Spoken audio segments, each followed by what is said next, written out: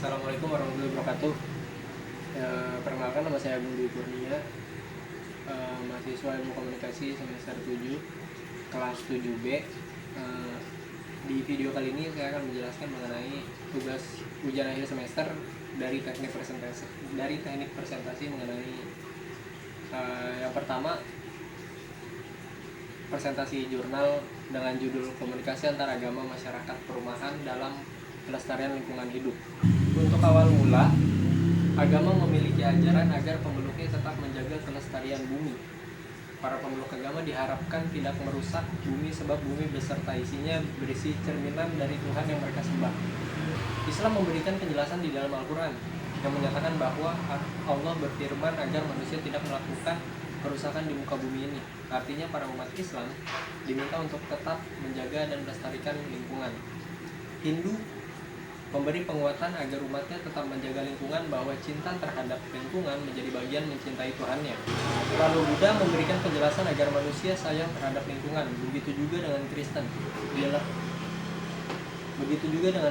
Di dalam Injil dijelaskan bahwa menjaga lingkungan adalah perintah Tuhan. Memahami komunikasi antar agama. Kajian tentang komunikasi lintas agama ini biasa dilihat dari dua hal yang dijadikan satu, yakni istilah komunikasi dan lintas agama. Dalam hal ini, komunikasi beserta proses penyampaian pesan dari seorang komunikator ke komunikan, sehingga terjadi proses saling memahami atau pesan yang disampaikan, termasuk adanya feedback dari pesan yang telah disampaikan. Sedangkan lintas agama adalah istilah yang menempatkan adanya dua agama berbeda. Praktik komunikasi antar agama di Indonesia ada banyak pihak yang telah melakukan. Contohnya seperti Kiai Haji Abdul Rahman Wahid atau yang sering kita sapa sebagai Gus Dur. Perilaku Gus Dur yang mencerminkan telah melakukan komunikasi lintas agama, yakni dia mendatangi tempat ibadah umat berbeda agama. Begitu juga dilakukan oleh para agamawan lainnya yang bisa membangun komunikasi harmonis dengan pemeluk agama lainnya. Dapat diambil garis besar bahwasannya komunikasi lintas agama itu sudah banyak dilakukan serta banyak suku di dalamnya. Pandangan agama dalam pelestarian lingkungan hidup. Sebenarnya seperti apa sih pandangan agama dalam pelestarian lingkungan hidup? Nah, konsep agama ini tentang lingkungan hidup dikenal dengan istilah ekoteologi. Konsep ini dipopulerkan oleh Syed Hasan Nasir. Dalam pandangannya berawal dari bahwa terjadinya krisis ekologi di bumi ini juga disebabkan karena umat beragama mengalami krisis spiritual. Menurut ilmuwan kelahiran ini, hakikat manusia itu sejatinya adalah bagian integral dari alam. Sedangkan alam adalah representasi dari Tuhan. Oleh karena itu keduanya tidak bisa dipisahkan. Kondisi masyarakat perumahan. Perumahan adalah sebuah kawasan pemukiman yang dirancang oleh pengembang. Setelah itu pengembang menawarkan para pembeli yang pastinya mereka akan membentuk sebuah komunitas baru dalam perumahan tersebut. Secara struktur sosial mereka adalah masyarakat kelas menengah yang muncul di perkotaan. Masyarakat di dalamnya memiliki berbagai macam latar belakang dan kebanyakan mereka berasal dari berbagai daerah di Indonesia. Bukan hanya berbeda latar belakang, budayanya saja melainkan perbedaan agama juga banyak terjadi di pemukiman perumahan. Masyarakat perumahan di Indonesia saat ini tidak hanya memicu di kawasan perkotaan saja, melainkan sudah ada di kawasan perdesaan. Artinya ada kelompok masyarakat kecil yang masuk di struktur masyarakat desa yang mereka tidak berasal dari desa setempat, tapi dari para perantau yang tinggal di sana. Komunikasi antar agama masyarakat perumahan untuk penguatan pelestarian lingkungan. Kehidupan masyarakat dalam satu komunitas yang di dalamnya ada beberapa agama sudah jamak terjadi. Hal ini lebih banyak dijumpai yakni masyarakat yang tinggal di perumahan. Perumahan menjadi salah satu kawasan yang cukup majemuk untuk mereka berasal dari berbagai latar belakang agama berbeda. Bahkan ada perumahan yang telah menyediakan tempat ibadah dari berbagai macam agama, seperti yang dilakukan oleh pengembang perumahan Ciputra. Perumahan yang seperti itu memberikan jaminan para penduduknya untuk bisa beribadah dengan nyaman.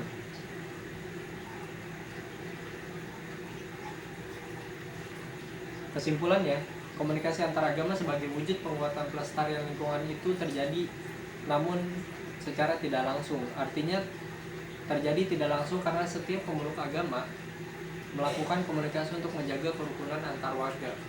Sedangkan aktivitas pelestarian lingkungan diyakini juga diajarkan oleh agama masing-masing. Sehingga masing-masing pemeluk agama tergerak untuk menjaga lingkungan dan dengan balutan kegiatan kerja bakti hingga memanfaatkan sampah plastik agar tidak menumpuk. Dari temuan ini perlu dilakukan riset lebih mendalam lagi tentang kondisi komunikasi masyarakat perumahan, mengingat kondisi perumahan semakin meningkat di Indonesia, sehingga studi masyarakat perumahan menjadi bagian dari diskursus tersendiri dari bermacam-macam jenis kelompok masyarakat.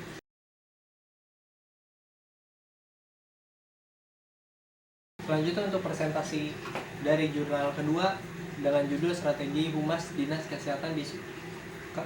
Kesehatan di Sosialisasi Program Vaksinasi COVID-19.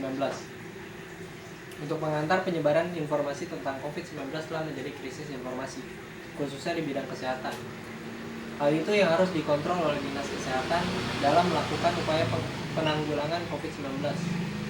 Beberapa penelitian sebelumnya menjelaskan bahwa dampak misinformasi yang beredar di masyarakat mengakibatkan keresahan dan ketidakpastian. Menurut Clement, Des, dan Hartman 2016. Selain itu, sebagian masyarakat tidak percaya dengan kebenaran COVID-19. Untuk itu, peran komunikasi sangat penting dalam meminimalisir penyebaran virus. Sentuhan membuat informasi lebih mudah diakses oleh publik dan meningkatkan pengetahuan, kesadaran, dan wawasan pemikiran masyarakat tentang COVID-19.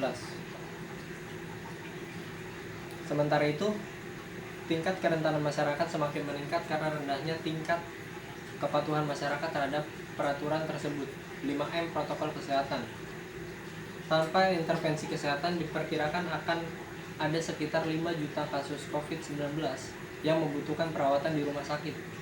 Oleh karena itu, perlu segera dilakukan intervensi kesehatan, dalam hal ini penerapan protokol kesehatan dan intervensi lain yang efektif untuk memutus mata rantai penularan penyakit dengan melakukan upaya vaksinasi. Jika dilihat dari segi ekonomi, pencegahan melalui program vaksinasi akan jauh lebih hemat biaya dibandingkan beberapa pengobatan lainnya. Pemberian vaksinasi COVID-19 bertujuan untuk mengurangi penularan COVID-19, menurunkan angka kesakitan dan kematian akibat COVID-19, mencapai kekebalan dalam masyarakat dan melindungi masyarakat dari COVID-19 agar dapat bertahan hidup produktif secara sosial dan ekonomi. Salah satu contohnya ada di Kabupaten Garut. Vaksinasi COVID-19 sudah dilaksanakan sejak Agustus 2021. Target penerima vaksin putaran pertama dibagi menjadi 4 kelompok. Yang pertama harus menjadi kelompok penerima vaksin terdepan. Mereka adalah tenaga kesehatan dengan pendampingnya, staf yang bekerja di fasilitas kesehatan, serta tentara atau polisi. Kelompok kedua adalah kategori pekerja. Mereka adalah pedagang asongan di pasar, pelayan di toko atau penjual dan orang-orang yang bekerja di sektor industri. Sedangkan sasaran ketiga adalah kelompok penyelenggara pemerintah, yaitu pegawai pemerintah yang memberikan pelayanan publik, dan kelompok keempat adalah lansia. Per 2 Oktober 2021, Kabupaten Garut memiliki target vaksinasi sebanyak 1.977.713.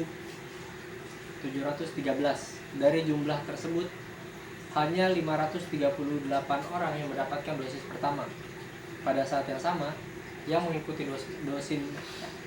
dosis vaksinasi kedua hanya 763 orang.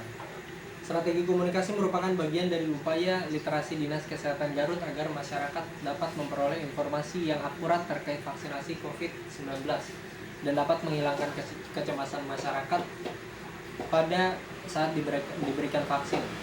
Sehingga partisipasi masyarakat dalam mengikuti program vaksinasi ini adalah dengan target yang ditetapkan pemerintah. Vaksinasi ini diharapkan dapat mencapai target 80% penduduk Kabupaten Garut pada akhir Desember 2021. Permasalahan penelitian di sini adalah bagaimana Dinas Kesehatan Kabupaten Garut membuat program vaksinasi COVID-19 dapat diakses oleh semua masyarakat, khususnya warga Kabupaten Garut. Hal ini dimaksudkan agar masyarakat mendapatkan informasi dan edukasi yang jelas tentang program vaksinasi COVID-19 dan berpartisipasi dalam program-program yang digulirkan pemerintah dalam menghadapi pandemi saat ini. Dalam hal ini, Humas harus tetap terus-menerus menginformasikan kepada masyarakat bahwa vaksin itu aman, halal, dan baik, dengan cara menyebarkan melalui media maupun dengan cara meyakinkan secara langsung persuasif. Terkait informasi masyarakat tentang program vaksinasi COVID-19, masih terdapat penyimpangan. Ada penelitian sebelumnya yang meneliti perilaku informasi mahasiswa dan hoaks di jaring sosial oleh Febri Nurhaimi dan Hamdani M. Syam. Penelitian sebelumnya telah membahas peningkatan prevensi penipu di media sosial yang membawa siswa menjadi pengguna aktif media sosial. Tentu berpotensi menjadikan mereka sebagai penyebar informasi bohong atau hoaks. Penelitian ini bertujuan untuk melihat perilaku informasional siswa dalam menghadapi kontra di media sosial. Penelitian ini mengadaptasi model perilaku informasi dari Wilson 1996 dengan menggunakan pendekatan kualitatif dan dikumpulkan melalui FDG, salah satu mahasiswa Universitas Syekh Kuala. Hasil penelitian ini menunjukkan bahwa siswa memiliki perilaku menghakimi dan sulit mempercayai informasi yang mereka terima di jaring sosial. Namun, sebagian besar siswa tidak memiliki keinginan dan kemampuan untuk memverifikasi informasi. Efisiensi belajar mandiri yang rendah membuat siswa takut dan menantang mereka untuk menemukan detail yang dapat dibuktikan. Tindakan disinformasi yang tidak terverifikasi juga selalu diamati. Hasilnya juga membuktikan bahwa penelitian pasif dan perilaku mencari adalah yang paling penting di kalangan siswa. Model penelitian perilaku informasi Wilson sangat cocok dan dibutuhkan untuk mengembangkan siswa dalam model literasi media sosial untuk mencegah hoaks. Rencana sosialisasi program vaksin COVID-19 oleh Humas Dinas Kesehatan. Pada bagian ini, penelitian akan memaparkan hasil penelitian yang diperoleh dari wawancara dengan informan, pembahasan yang diperkuat dengan beberapa hasil penelitian terdahulu yang relevan dan penelitian yang telah dilakukan. Langkah awal strategi ini dilakukan oleh Dinas Kesehatan Kabupaten Garut adalah perencanaan, yaitu proses menentukan apa yang ingin dicapai, mengidentifikasi langkah-langkah yang diperlukan untuk mencapainya. Rencana tersebut berfungsi sebagai panduan tentang apa yang harus dilakukan saat mensosialisasikan vaksinasi COVID-19. Tujuan perencanaannya yang dilakukan oleh Humas Kabupaten Garut adalah agar proses kegiatan ini menjadi sukses dan sesuai dengan tujuan yang telah dirancang sebelumnya. Terima kasih. Itu saja presentasi dari tugas ujian akhir semester dari 2 jurnal yang telah dipaparkan. Kurang lebihnya mohon maaf. Wassalamualaikum warahmatullahi wabarakatuh.